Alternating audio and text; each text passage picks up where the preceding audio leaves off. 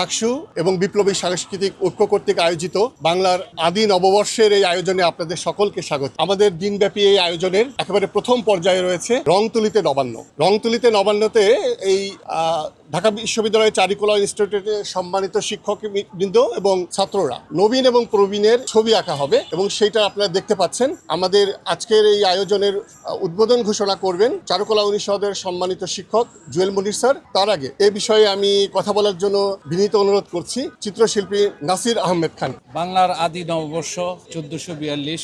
আজকের এই অনুষ্ঠানের আয়োজক বিপ্লবী সাংস্কৃতিক ঐক্য ডাকসু সংস্কৃতি বিষয়ক মন্ত্রণালয়কে আমি কৃতজ্ঞতা এবং অভিনন্দন জানাই যে সংস্কৃতির এরকম একটি আচার কৃষ্টি কালচার নিয়ে যে একটা অনুষ্ঠান করার জন্য উদ্যোগ গ্রহণ করেছেন। তার সাথে চারুকলা অনুষদ একত্রিত হয়ে আজ এই ঢাকা বিশ্ববিদ্যালয়ের চারুকলা অনুষদে এই অনুষ্ঠানটা হচ্ছে, এটার জন্য আমি কৃতজ্ঞতা জানাচ্ছি। এই বাঙালি আদি নববর্ষ উদযাপনের মাধ্যমে এবং এর কৃষ্টি কালচারের ব্যবহারগত দিক, যেমন আমাদের হারিয়ে যাওয়া যে সমস্ত ঐতিহ্য, ওই ঐতিহ্যগুলিকে আমরা আবার তুলে ধরতে চাই। একসময় যে সমৃদ্ধ বাংলাদেশ, এই অঞ্চল যে বিশ্বের মুখে একসময় তার প্রোডাক্ট দিয়া, তার জামদানি শাড়ি, মসলিন শাড়ি, এই সমস্ত জিনিস দেওয়া সারা বিশ্বে আলোড়ন সৃষ্টি করেছিল। মাঝখানে বিভিন্ন ধরনের মেশিনারিজ বা বিভিন্ন ধরনের জিনিসপত্র এসে আমাদের এই ঐতিহ্যগত বিষয়গুলি অনেকটা ধামাচাপা পড়ে গেছে। এবং আমি মনে করি আমাদের ঐতিহ্যগত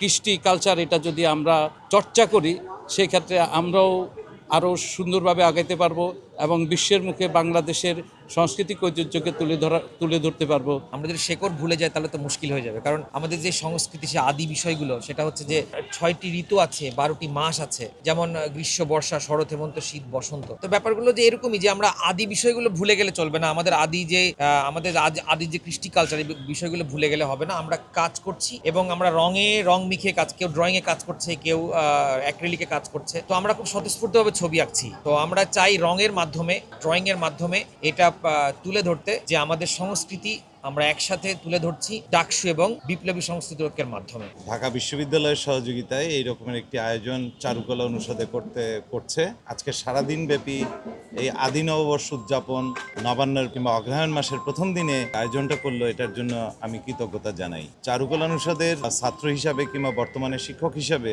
এর সাথে সম্পৃক্ত হতে পেরে আমরা আনন্দিত। যেহেতু আমাদের সাংস্কৃতিক গর্বের জায়গাগুলো আমরা নতুন করে ভাবনায় আনার একটা সুযোগ পেয়েছি, সেই সুযোগটা কাজে লাগানোর জন্য বন্ধুদের, কলিগদের এবং আমার ছাত্রছাত্রীদের বলার চেষ্টা করি, আমরা আমাদের হারিয়ে যাওয়া সকল ঐতিহ্যই, যেটা এখন আদি নামে আসছে, আসলে এটাই আমাদের ঐতিহ্য। আসলে আমাদের এই যে অগ্রহায়ণ মাসটা যেহেতু আমাদের বাংলা বছরের প্রথম মাস, সেই হিসাবে এটাকে যে আদি নববর্ষ নাম দেওয়া হয়েছে, এই জন্য আমি কৃতজ্ঞ।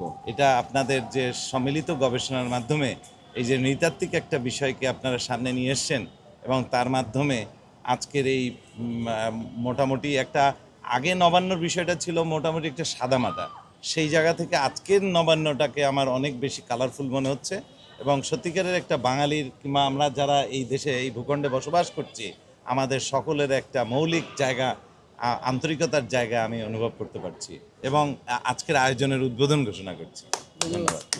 ধন্যবাদ স্যারকে।